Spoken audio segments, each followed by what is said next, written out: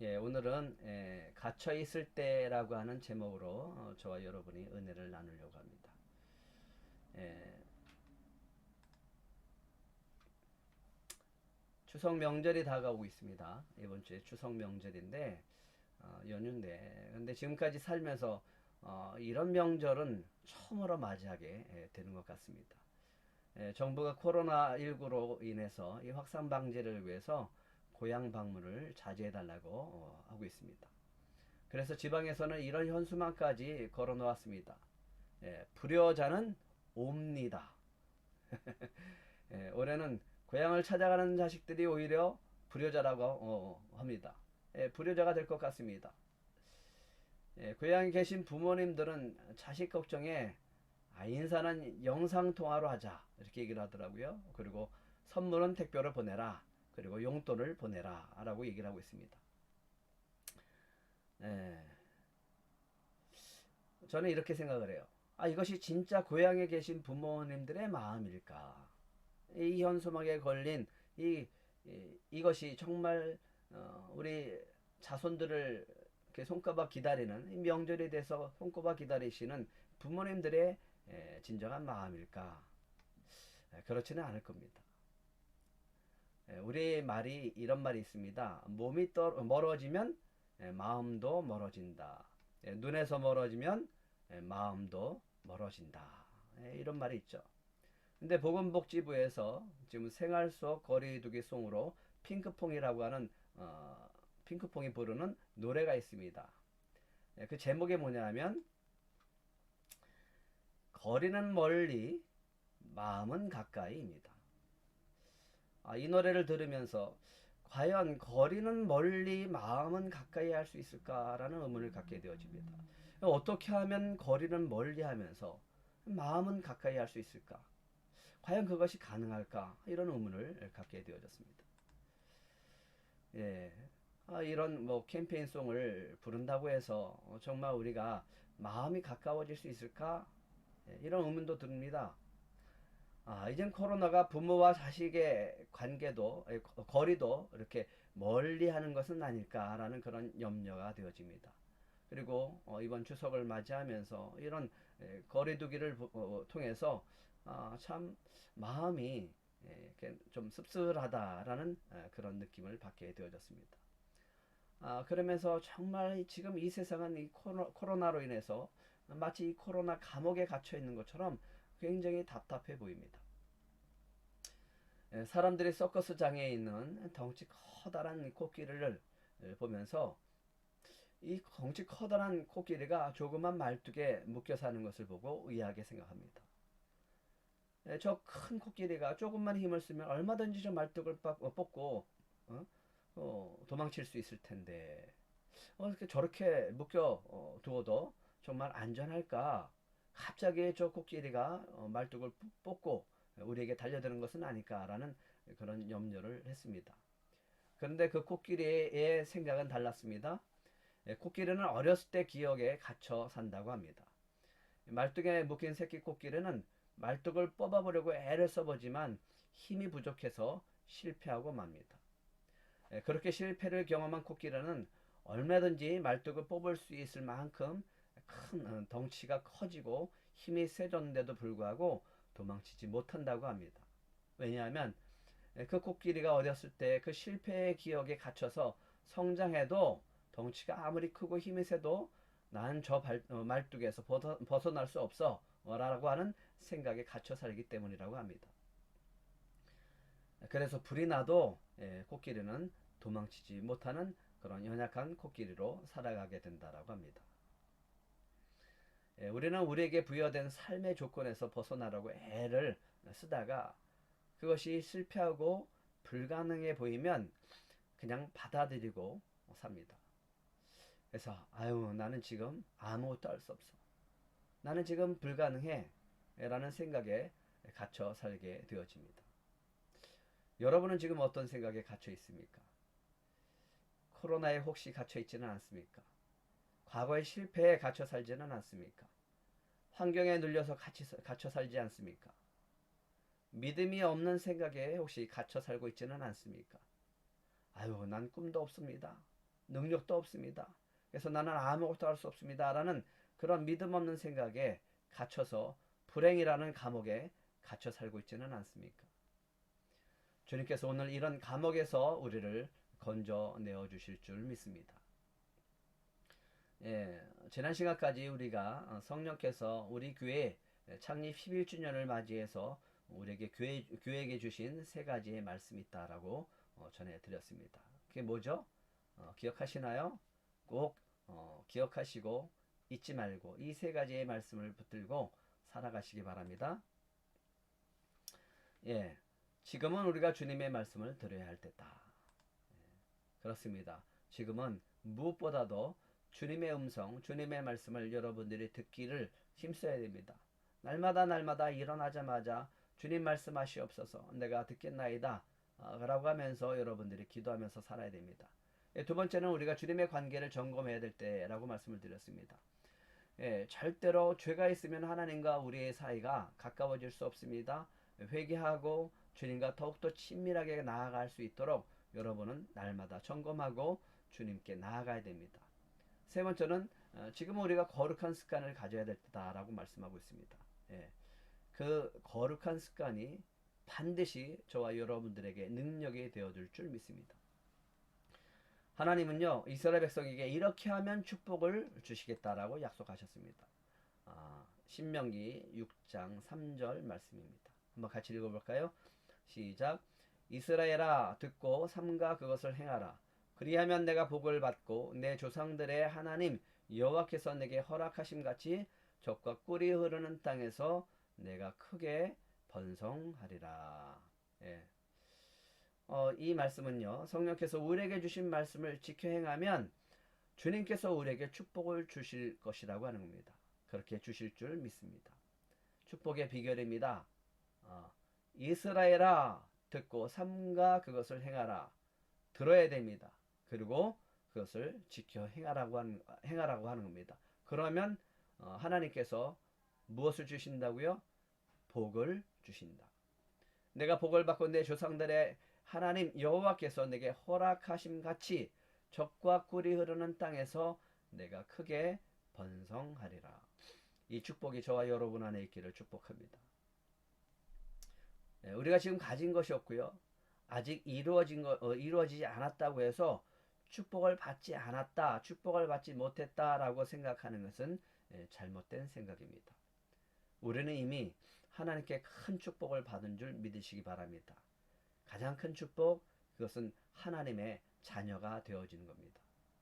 날마다 주님의 말씀을 듣고 주님의 말씀 앞에서 주님의 관계를 점검하고 말씀과 기도로 살아가면 주님께서 우리에게 풍성한 은혜를 부어주실 줄 믿습니다.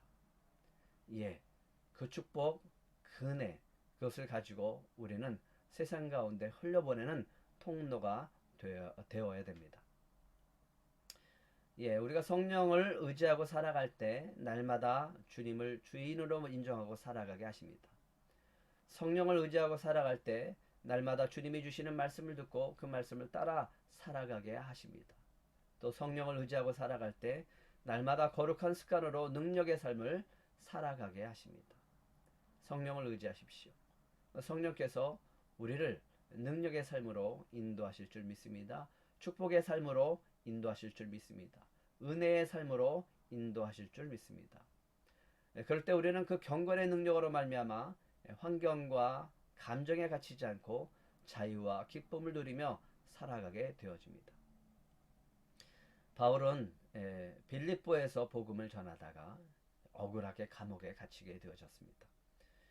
바울이 아시아로 제2차 선교 여행을 떠났습니다.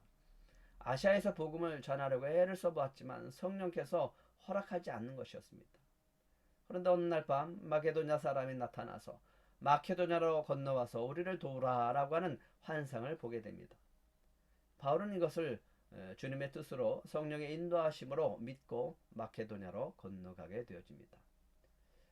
바울이 마케도냐로 갔을 때 그 첫 번째 도착한 성은 바로 빌립보였습니다.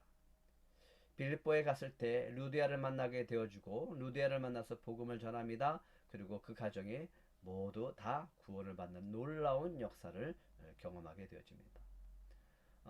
성령의 인도함을 따라가고 주님의 인도함을 따라갈 때 이렇게 놀라운 구원의 역사들을 우리가 보게 되어질 줄 믿습니다. 예, 바울은 기도하는 사람이었습니다. 그래서 바울이 기도하러 갈 때 점치는 귀신 들린 여종이 바울을 보면서 또 실라를 보면서 이렇게 얘기를 하는 거예요. 이 사람들은 지극히 높은 하나님의 종으로서 구원의 길을 너에게 전하는 자라 라고 소리를 지릅니다. 예, 귀신 들린 여종이 귀신이 알아보고 그렇게 얘기하는 거예요. 이 사람들은 지극히 높은 하나님의 종으로서 구원의 길을 너에게 전하는 자라. 그렇게 바울이 지나갈 때마다 나타나서 소리를 지르는 거예요. 지릅니다. 그래서 이 소리를 들으니까 바울이 참을 수가 없었습니다. 그래서 바울이 그 귀신에게 명합니다. 예수 그리스도의 이름으로 내가 내게 명하노니 그에게서 나오라. 여러분도 한번 따라해 보시기 바랍니다. 예, 사단에게 또 귀신에게 명령하는 겁니다. 예수 그리스도의 이름으로 내가 내게 명하노니 그에게서 나오라. 예, 이것이 바울이 귀신을 쫓아낼 수 있는 능력이었습니다. 그러자 그 귀신이 떠나갑니다. 그 여인이 점치는 귀신으로부터 자유함을 얻습니다. 참 놀라운 일이죠. 예, 하지만 더 이상 이 점치는 귀신이 떠나감으로써 점을 칠 수 없게 되어졌습니다. 이 점치는 귀신 들린 여종을 이용해서 돈을 벌었던 이 주인들의 입장에서는 정말 화가 나는 일입니다. 그래서 바울과 실라를 붙잡아다가 장터로 끌고 갑니다. 그리고 고관들에게 고발합니다. 이 유대놈들이 이 도시를 망치고 있습니다. 이놈들의 로마법을 위반하는 것들을 가르치고 있습니다. 라고 하면서 고발해버렸습니다. 사람들이 몰리고 소란스러워지자 고관들이 바울과 실라를 채찍으로 때리고 발에 착고를 채워서 감옥에 가두게 됩니다. 예, 복음을 전하다가 이렇게 억울한 상황을 만나게 되어졌습니다. 여러분이라면 이런 상황에서 주님 앞에 어떻게 기도하겠습니까? 우리는 이런 당황스러운 환경을 만나게 되어지면 주님을 원망하게 되어집니다. 주님, 제가 지금 복음을 전하는데 왜 이런 억울한 일을 당하게 하십니까? 주님, 귀신을 쫓아주었다면 고맙다는 소리를 들어야 되지 않습니까?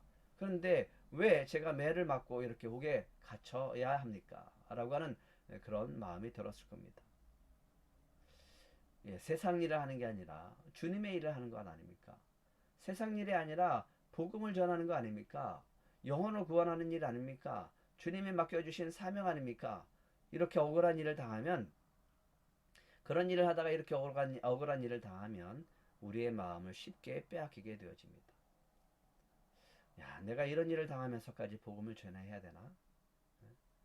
내가 주님 앞에 이렇게 충성을 다하고 정말 생명 바쳐서 열심히 주의 일을 감당하는데 내가 왜 이런 고난을 당해야 되나? 라고 하면서 충성과 헌신하고자 하는 그런 열정이 사라지는 것을 보게 되어집니다.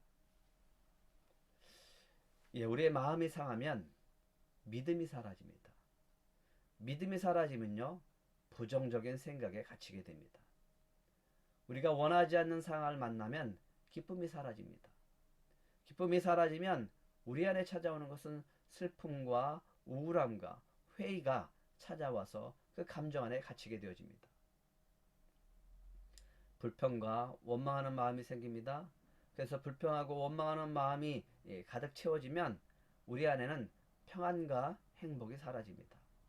그래서 불안이 찾아오고 불행이라고 하는 감옥에 갇히게 되어집니다. 우리는 우리 인생의 순풍을 만나기 위해서 예수를 믿습니다. 축복과 성공과 행복을 얻기 위해서 예수를 믿습니다.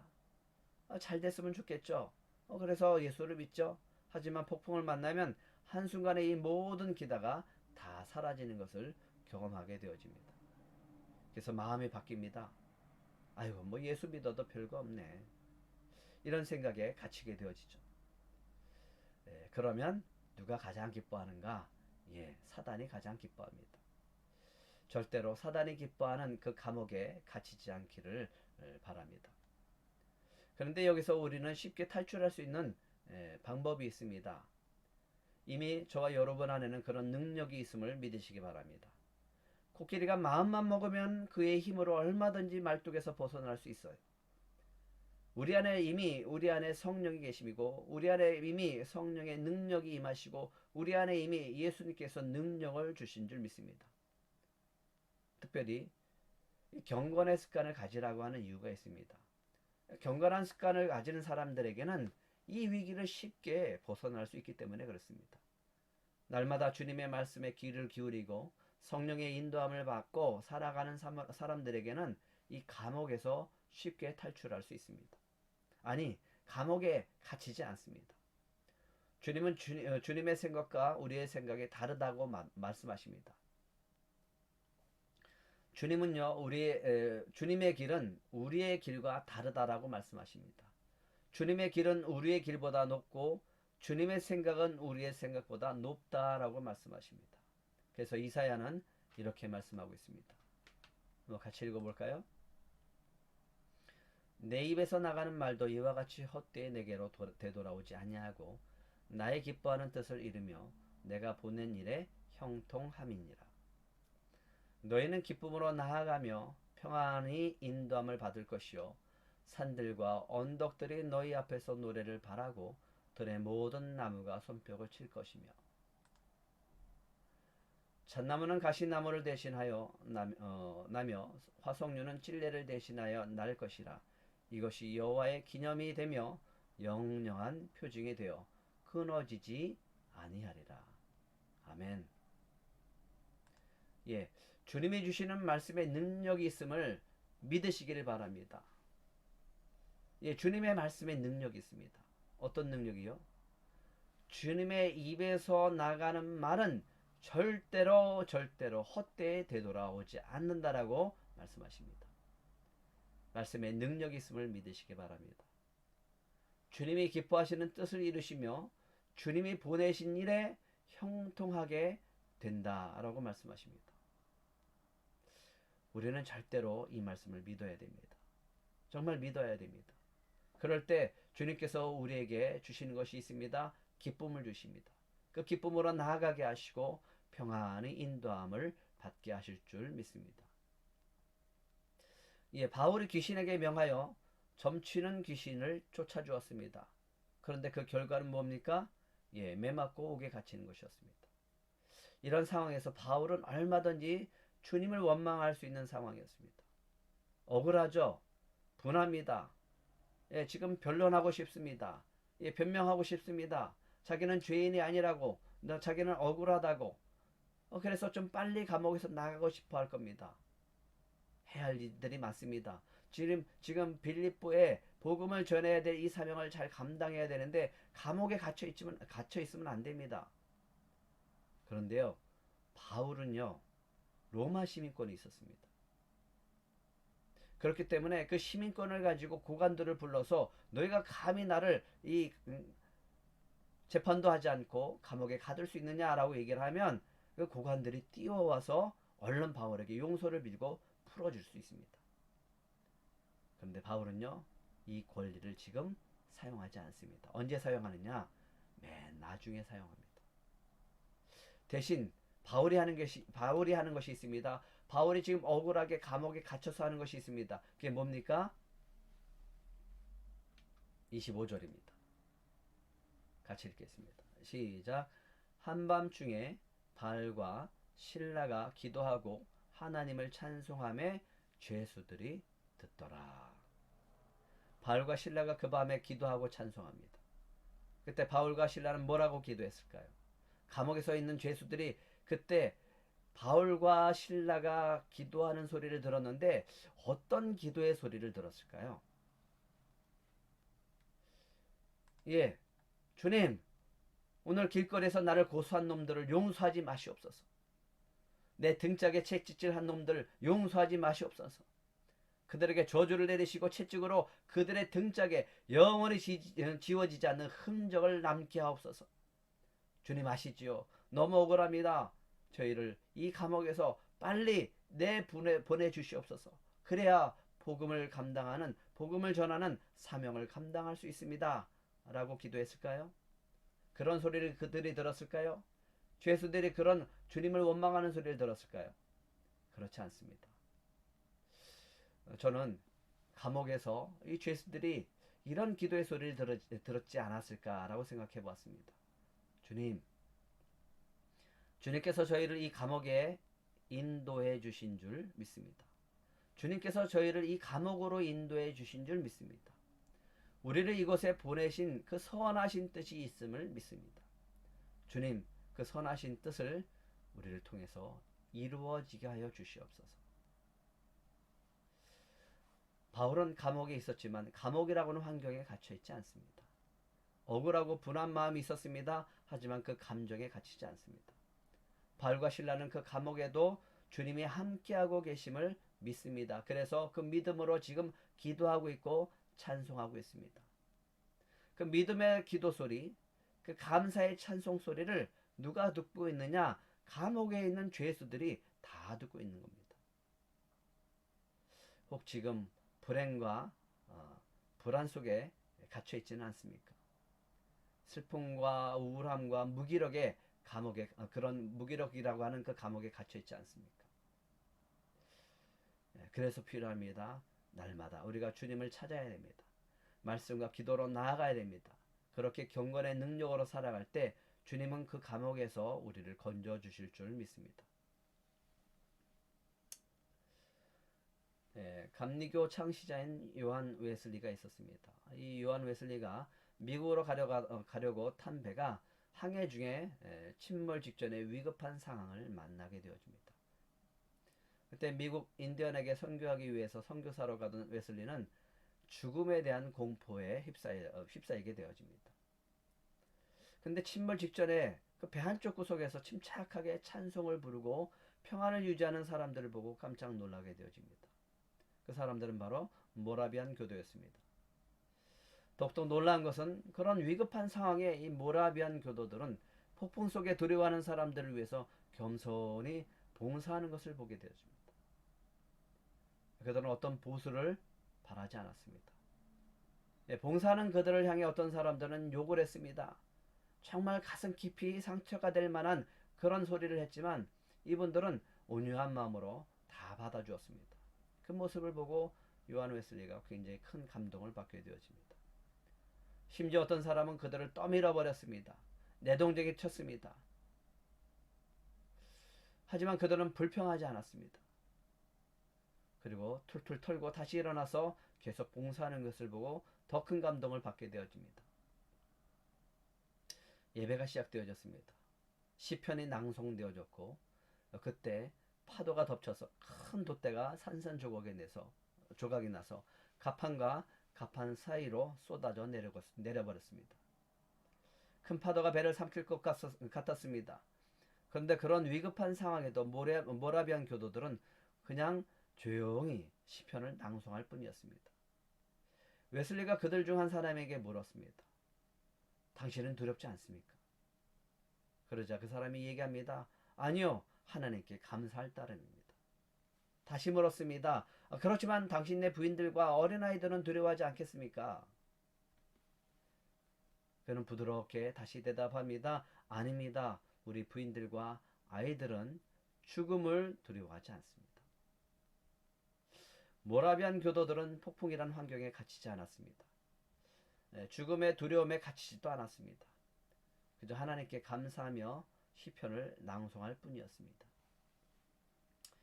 모라비안 교도들의 선교 사역에 대한 평가를 이렇게 말하고 있습니다.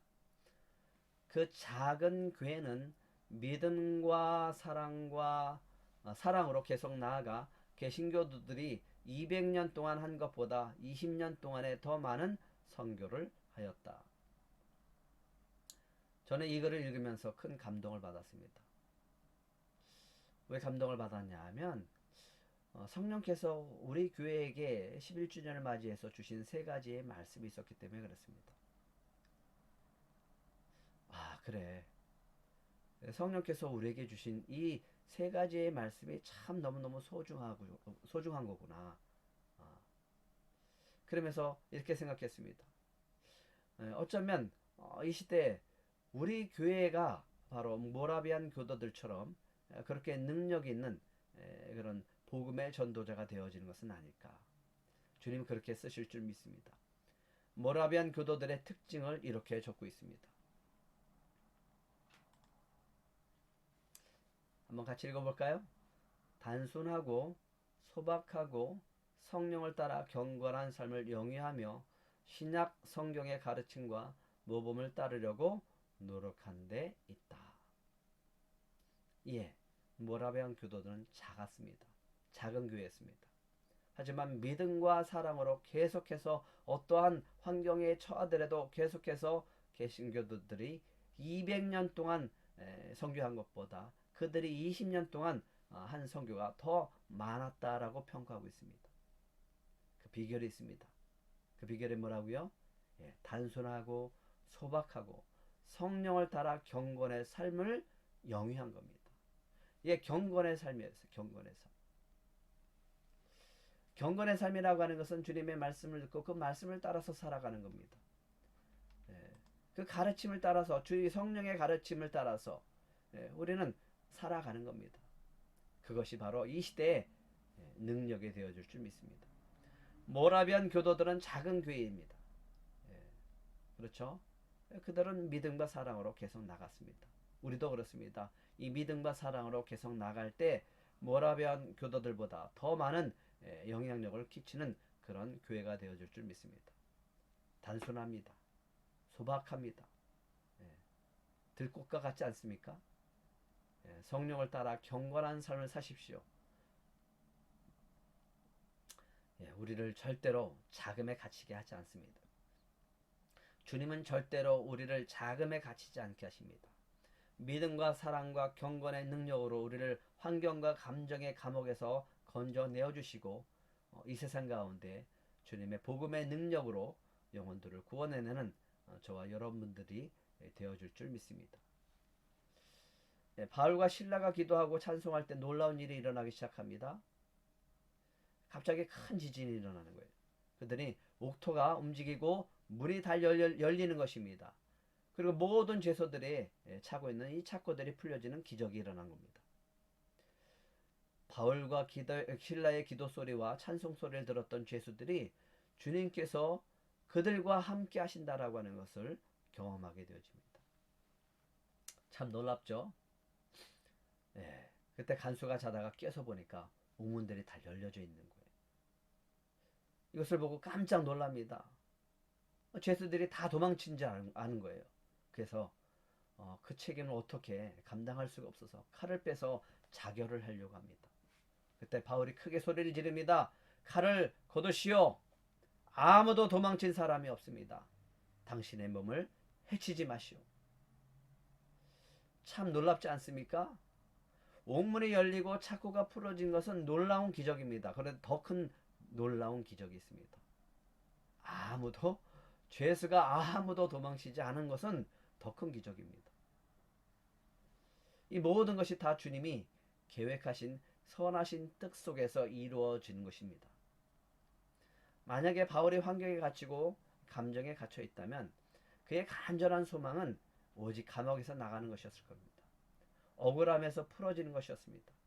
옥문이 열리고 착고가 풀어졌을 때 바울과 신라는 먼저 얼른 이 감옥에서 뛰쳐나갔을 겁니다. 하지만 바울은 그의 몸은 비록 감옥에 갇혀 있을지라도 마음과 생각은 갇혀 있지 않았습니다. 그 이유가 있었습니다. 그에게 믿음이 있었습니다. 주님이 이곳에 함께 하신다라고 하는 믿음이었습니다. 그것에 주님의 설하신 뜻이 있어서 그들을 이곳에 보내셨다라고 하는 믿음이 있었습니다. 주님께서 선하신 뜻이 있기 때문에 우리를 감옥에 가두신 것입니다. 라는 그런 믿음이 있었습니다. 바울은 환경과 감정에 갇히지 않았습니다. 무엇 때문에요? 경건의 능력 때문에 그랬습니다. 그래서 그 자리에서도 감옥 안에서도 그들은 기도와 찬송을 할 수 있었습니다. 주님은 이런 바울과 신라를 통해서 놀라운 구원의 역사를 이루십니다. 바로 간수와 그의 가족들을 구원해 내시는 것이었습니다. 간수가 감옥으로 뛰어들어가서 무서워 떨며 바울과 신라 앞에서 엎드립니다. 그리고 이 간수가 바울과 신라를 데리고 나옵니다. 그리고 그의 입술에서 놀라운 말을 듣게 되어집니다. 선생들이여, 내가 어떻게 하여야 구원을 받으리까? 만약 바울이 간수에게 내가 로마 시민인데 너희들이 나를 이렇게 함부로 대할 수 있느냐라고 말했다면 이런 기적은 일어나지 않았을 겁니다. 얼른 나를 빼내라. 내가 누구인지 아느냐? 나는 바로 로마 시민이다 라고 주장했다면 이런 역사는 일어나지 않았을 겁니다. 바울과 실라가 감옥에서 기도하고 찬송하며 주님이 하실 일을 그들은 기다렸습니다. 간수가 그들을 데리고 나왔습니다. 선생들이여, 내가 어떻게 하여 구원을 받으리까? 라는 질문을 받을 수 있게 하셨습니다. 그런데 바울과 실라를 누가 데리고 나왔습니까? 간수가 데리고 나옵니다. 가만히 앉아서 그 자리에서 주님이 함께 하시고 그 자리에서 경건의 능력을 발휘하게 되어지면 누가 일하시는가? 주님이 일하십니다. 그를 향해서 얘기합니다. 주 예수를 믿으라. 그리하면 너와 내 집이 구원을 받으리라. 누가 일하고 계십니까? 주님이 일하고 계십니다. 성령이 일하고 계십니다.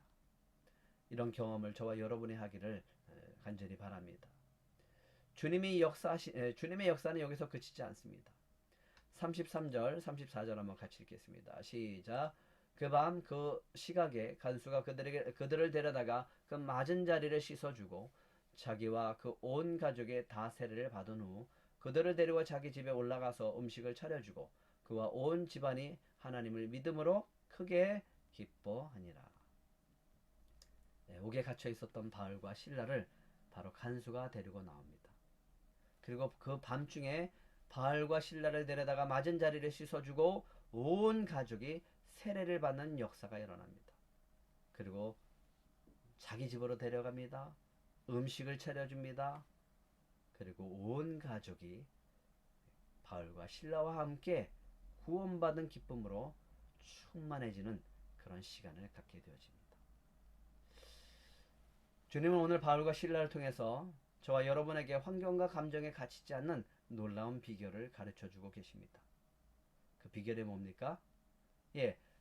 바로 어떤 상황에서도 어떤 환경에서도 어떤 감정 속에서도 갇히지 않을 수 있는 그 능력, 그 비결이 무엇인가? 바로 경건의 능력입니다.